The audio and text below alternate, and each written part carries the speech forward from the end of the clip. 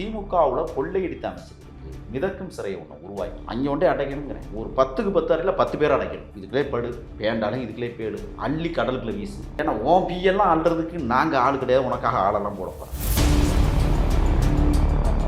5 தொகுதி அவங்க கைப்பற்ற போகிறாங்க. இப்போ அந்த கனவுக்கு வந்துட்டாங்க. தலைவரை வந்து திருச்சி கிழக்கில் நிப்பாட்டுறாங்க, வச்சு செய்யணும். உதயநிதி அவர்கள் என்ன சொல்கிறாங்கன்னா, நமக்கு எதுக்கு ஒம்பது மேகதா அதை பற்றி பேசாமல் வந்துட்டார் போல முதலமைச்சர். உண்மையிலேயே கச்சத்தீவை வந்து விட்டு கொடுத்து காவிரியை விட்டு கொடுத்தது கருணாநிதி. இதை பேசுவாங்க யார்? இந்த உதவாநிதி பேசணும்.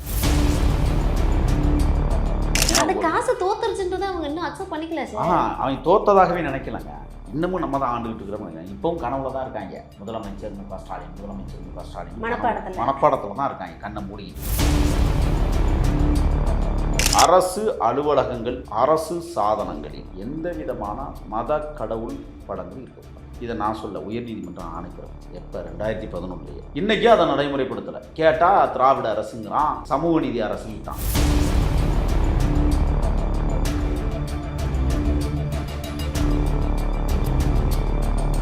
கொள்ளையடிச்ச படத்தை சேர்க்க முடியாது.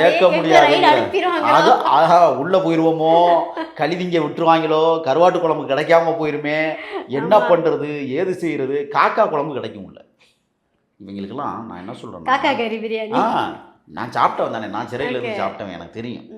நீங்கள் சிறைக்கு சிறை ஒவ்வொரு கறி ஃபேமஸ் தெரியுமா உங்களுக்கு? அதை சொல்லிட்டு போவா. திருச்சியில் வந்து பெருச்சாளி ஃபேமஸ், கோயம்புத்தூரில் பழந்தண்ணி வவ்வா ஃபேமஸ். ஏன்னா அங்கே ஒரு அரச மரம் இருக்குது கோவை சிறைக்கு முன்னாடி. அந்த அரச மரத்தில் பார்த்தீங்கன்னா ஆயிரக்கணக்கான பழந்தண்ணி வவ்வா, பெரிய வவ்வா இருக்குல்ல, அந்த வவ்வா அடையும். அது சாயங்காலம் 5:30க்கெல்லாம் கிளம்பிடும். நாங்கள் சிறைக்கில் வந்து கல்லை விட்டு அடிச்சோம்னா ரெக்கையில் பொத்துக்கிட்டு போய் விழுந்துருக்கீங்கள.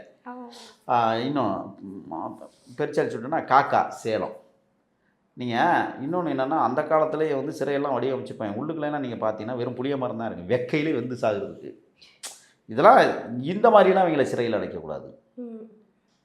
கொண்டே நடுக்கடலுக்குள்ள ஒரு மிதக்கும் சிறையை விட்டுறணும். மிதக்கும் சிறை, சரிங்களா? எங்கேயாவது கழிவறை இருக்கா? இங்கே கழிவறையே இருக்கக்கூடாது. நீ ஒரே ரூமுக்குள்ளே பேட்டுக்க நீயே அள்ளி கடலில் வீசிட்டு நீயே கழுவி விட்டு உப்பு தண்ணி போட்டு இப்படி ஒரு தண்டனை கொடுக்கணும்னு நான் நினைக்கிறேன். ஏன்னா புனிதர்கள் அடைக்கப்பட்டிருக்கிற சிறை நிறைய பேர் சிறை. பெருந்தகை பேரறிஞர் அண்ணாவை கொண்டே கோவை மத்திய சிறையிலையும் வேலூர் சிறையிலையும் அடைச்சாங்க. ஒன்று வேலூர் சிறையில் வந்து பார்த்திங்கன்னா மகத்தான மண்ணுரிமை போராளிகள், ஈழத்தாயகத்திற்காக தன் இன்னுயிரை தந்த மகத்தான போர்மறவர்கள் வேலூர் சிறையில் இன்றைக்கி இருக்கிறாங்க, அன்னைக்கு இருந்தாங்க. செக்கெழுத்த செம்மல் வஉசியுடைய செக்கே கோவையில் தான் இருக்குது. இந்த மாதிரி புனிதமான சிறைகளில் கொண்டே இவங்களை அடைக்கக்கூடாதுன்னு நான் சொல்லுவேன். உலகத்திலேயே நீங்கள் பார்த்தீங்கன்னா பாஸ்டல் சிறைச்சாலை வந்து எர்னஸ்டோ சேகுவேரா இருந்தார், கருங்கடல் தீவுக்குள்ள. அந்த உலகத்திலே நம்பர் 1 தப்பித்தல் நிகழ்ச்சியும் அவர் தான் நடத்தினார். உலகத்திலேயே நம்பர் 2 தப்பித்தல் நிகழ்ச்சி நம்மளுடைய புலிகள் நடத்தி காட்டினது. வேலூர் சிறையில் சுரங்கம் தோண்டி 52 அடி 1995 ஆகஸ்ட் மாதம் 14 அதிகாலையில் விடிஞ்சா இந்தியாவுக்கு சுதந்திரம், அவங்க சுதந்திரம் ஆயிட்டாங்க. இந்த மாதிரி சம்பவங்கள்லாம் இருக்குது. அதனால் இந்த திமுகவில் கொள்ளையடித்த அமைச்சர்களுக்கு மிதக்கும் சிறையை ஒன்று உருவாக்கி அங்கே ஒன்றே அடைக்கணுங்கிறேன். ஒரு 10க்கு 10 அறையில் 10 பேர் அடைக்கணும். இதுக்குள்ளே படு, வேண்டாலும் இதுக்குள்ளே பேடு, அள்ளி கடலுக்குள்ள வீசு. ஏன்னா உன் பீயெல்லாம் அள்ளுறதுக்கு நாங்கள் ஆள் கிடையாது, உனக்காக ஆளெல்லாம் போடக்கூடாது. மோசமான சிறையில் அடைச்சி கொள்ளணுங்கிறேன் நான். ஏன்னா ஆத்திரம் வருதுங்கிறேன். இன்றைக்கி தாவேகாவுக்கு என்ன சிக்கல்னு நினைக்கிறீங்களா? இந்த ஆட்சிக்கு என்ன சிக்கல்னா, ஒரு துறையில் போய் நம்ம வந்து ஒரு கட்டமைப்பை உருவாக்கவும் பார்த்தா அங்கே தடையாக இருக்கிறது யாருன்னா ஊழல் செய்த அதிகாரிகள் தான் தடையாக இருக்கான். இப்போவும் நான் சொல்கிறேங்க, இந்த ஆட்சியிலேயே நம்மளுடைய ஆட்சியிலேயே போலீஸ் கட்டி வாங்குது. நேற்று நான் கண்ணால் பார்க்குறேன்.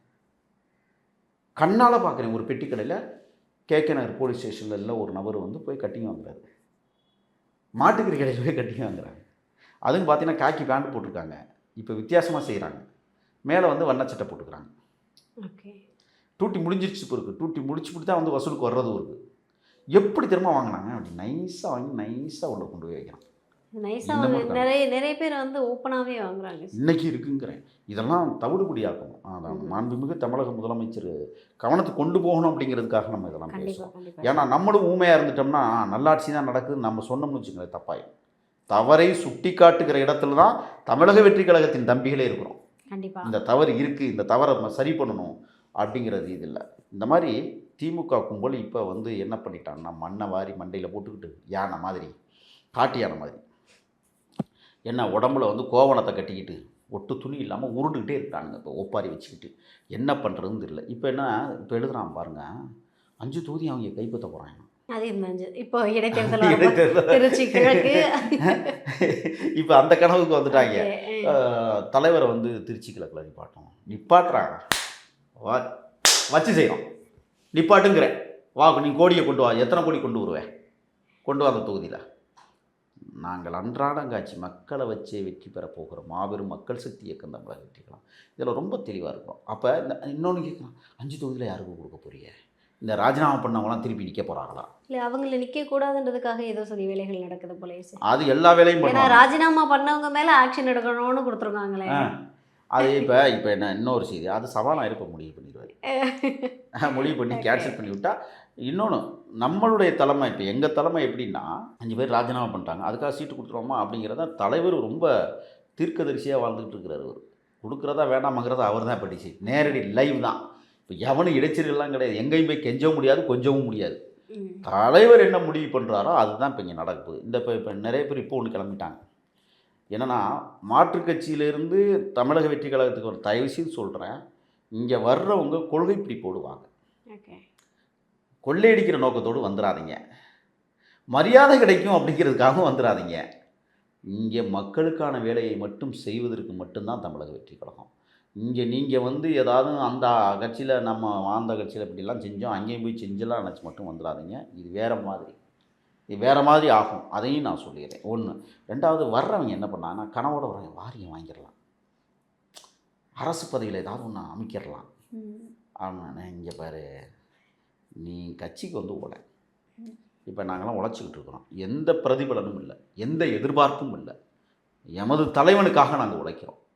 இப்போ நான் ஒன்று கேட்குறேன், லோக் ஆயுக்தா கூட்டத்தில் இன்னைக்கு பேசப்படுகிற முதலமைச்சரே நம்மளுடைய தமிழ்நாடு முதலமைச்சர் தான். வேற எந்த முதலமைச்சரும் பேசும் பொருளாகவே. நிதி ஆயோக் கூட்டத்தில் அந்த துணைத் தலைவர் வந்து விஜய் சார் வந்து சினிமாவில் பார்க்குறதோட நேரில் பார்க்குறதுக்கு அழகாக இருக்காங்க. இப்போ என்னன்னா, ரசிச்சுட்டு இருக்கீங்க, பிரதமர் இப்படியே பார்த்துக்கிட்டே இருக்கிறாரு, இப்போதான் ரசிக்கிறாரு.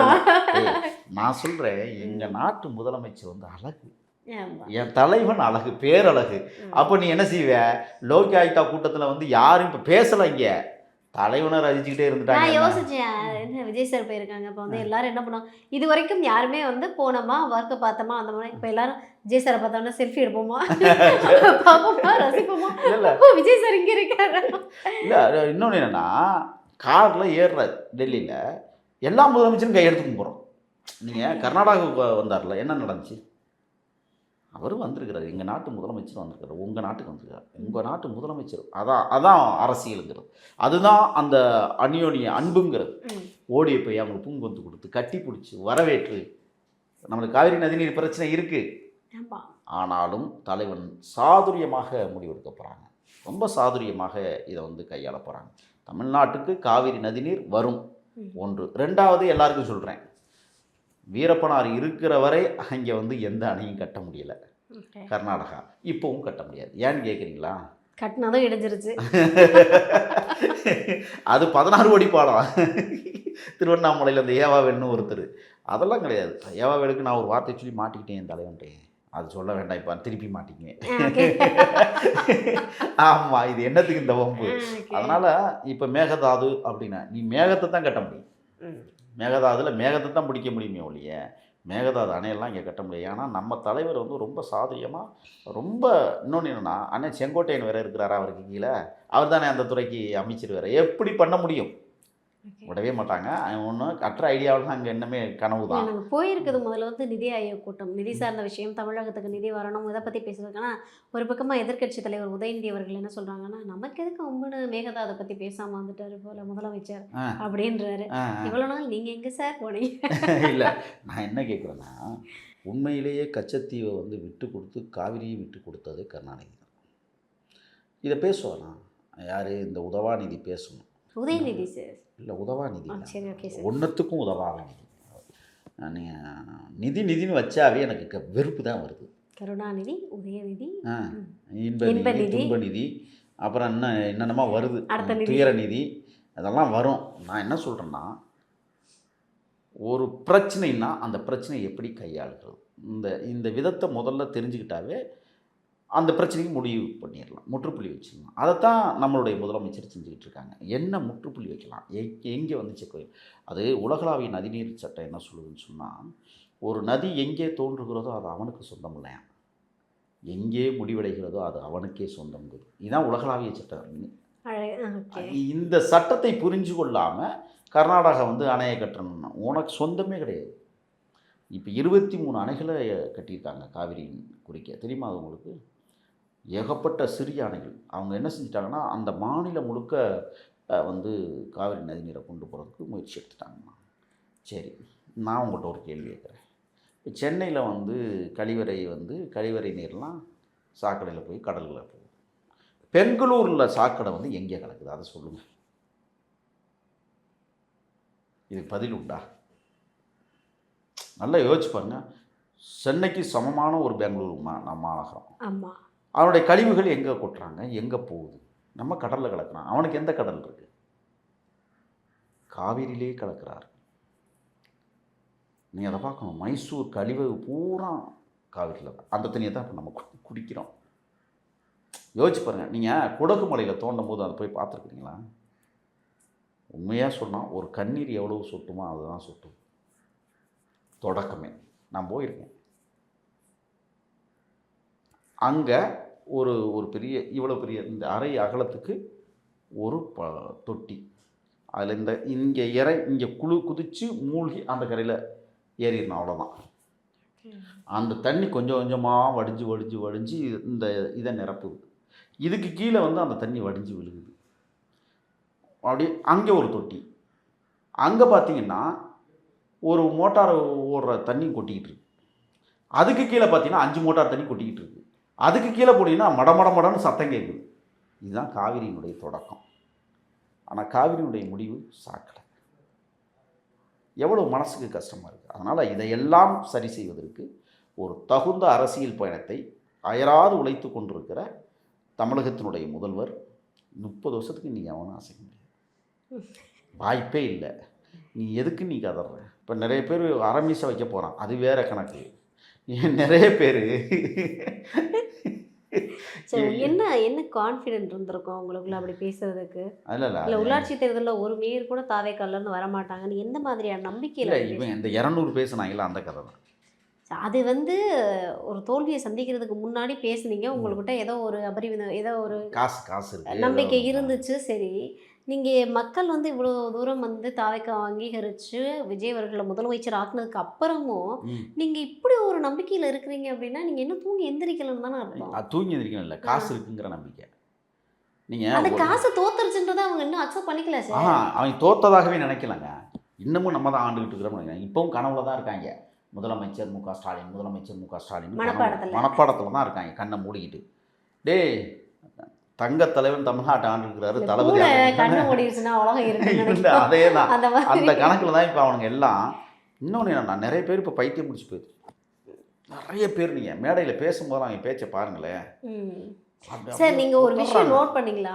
எலெக்ஷன் முன்னாடிலாம் வந்து தாவேக்கா பற்றிலாம் நாங்கள் பேச மாட்டோம். தாவேக்காவா அதெல்லாம் எங்களுக்கு போட்டியே கிடையாது.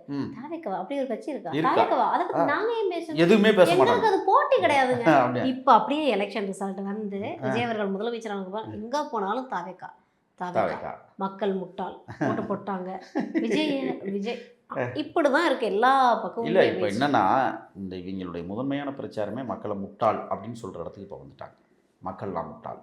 ஏன்டா உங்களுக்கு ஓட்டு போட்டால் மூளை இல்லை அப்படியுமே இன்னும் அவங்க யோசிக்கல. 34% 35% வந்து தாவேக்காவுக்கு வந்திருக்கு.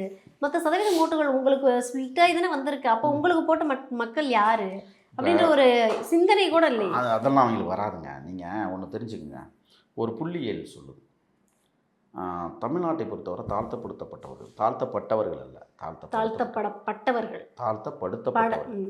நீ பிற்படுத்தப்பட்டவர்னு பட்டியலில் சேர்த்துட்டீங்க.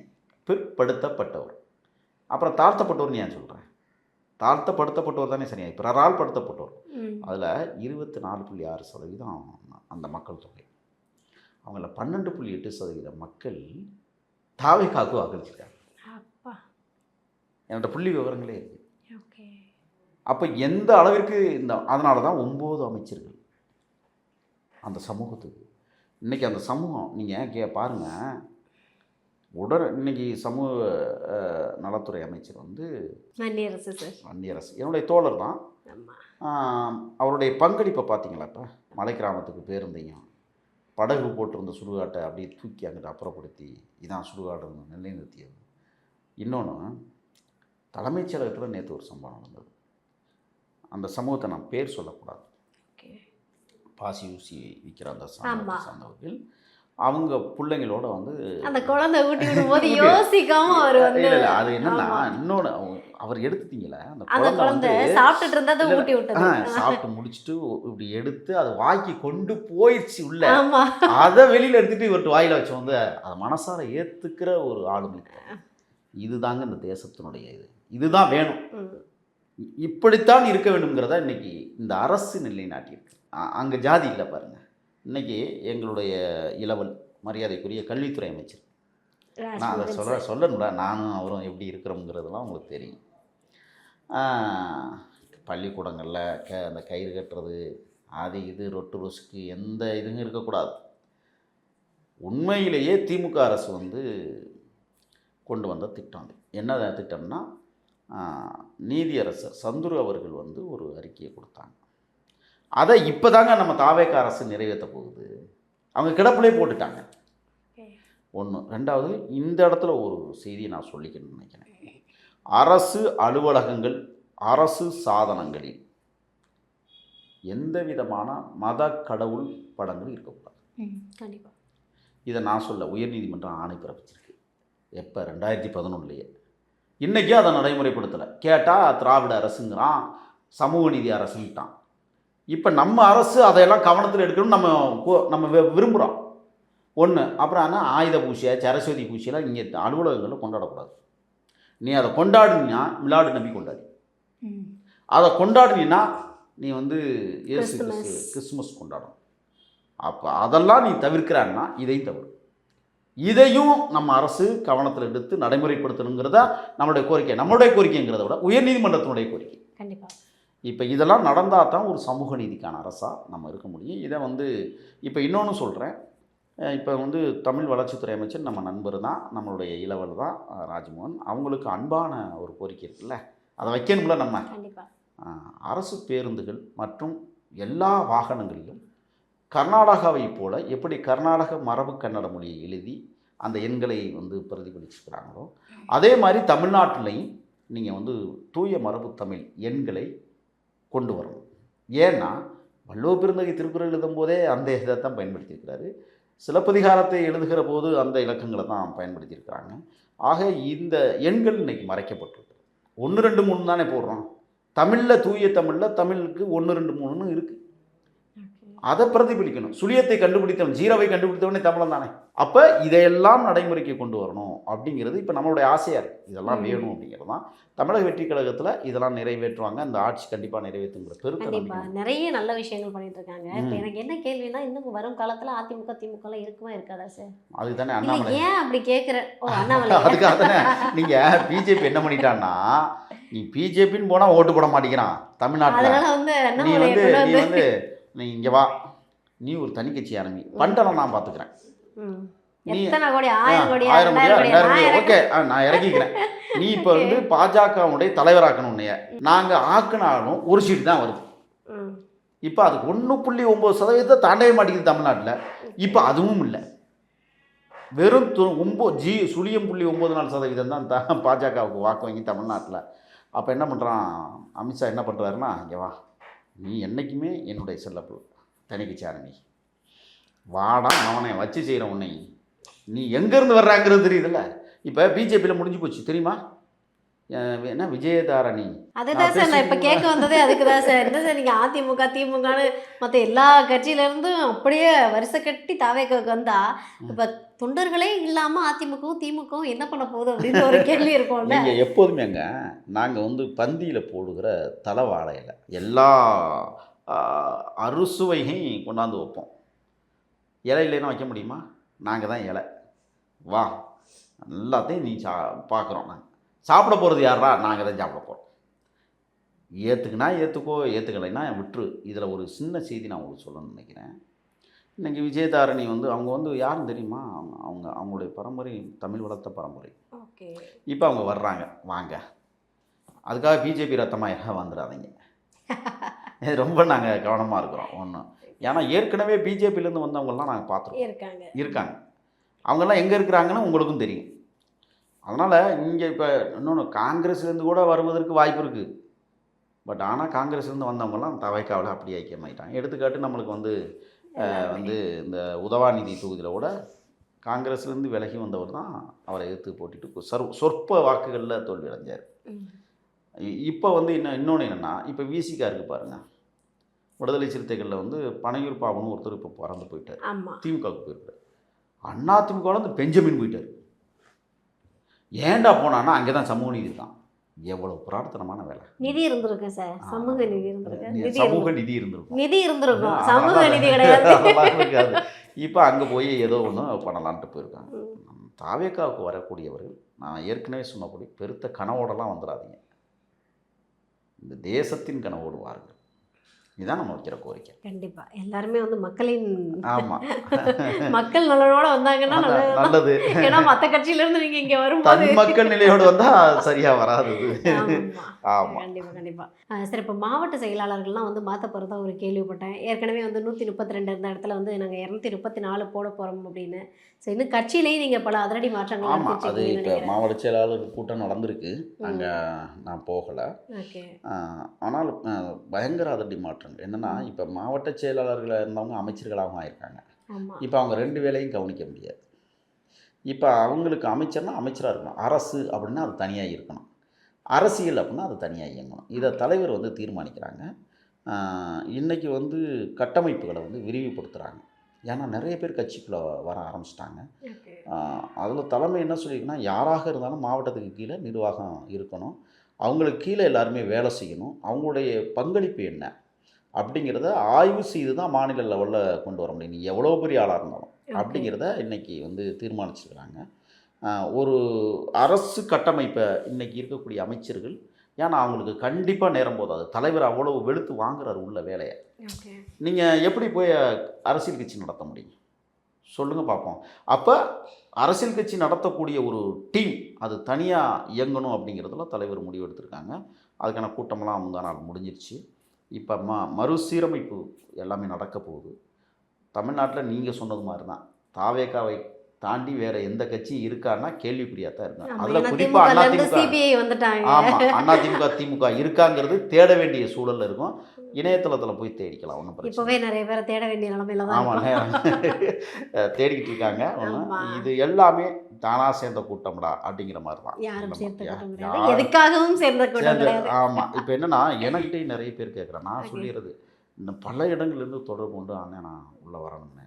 வாங்க, வேணான்னு சொல்ல அந்தந்த மாவட்ட செயலாளர் போய் சந்திங்க, அவங்கள பார்த்து பேசுங்க, கட்சிக்குள்ளே அவங்க மூலமாக வாங்க, அவருக்கு கீழே வேலை செய்யுங்க. எவ்வளோ பெரிய ஆளாக இருந்தாலும் நீங்கள் அங்கேருந்து தான் வரணும் அப்படிங்கிற, ஏன்னா இது ஒரு கம்யூனிச தத்துவத்தின் கோட்பாட்டு வழியாக அரசியல் நடத்தணும் தலைவர் விரும்புகிறார். அதைத்தான் இப்போ கட்சி செய்ய போகுது. கண்டிப்பாக. ஸோ இன்னும் என்ன மாதிரியான அதிரடி மாற்றங்கள் நிகழப்போகுதுன்றதை பொறுமையாக காத்திருந்து மற்றும் ஒரு நேர்காணல் நிறைய விஷயங்களை கேட்டு தெரிஞ்சுக்கிறேன். நன்றி சார்.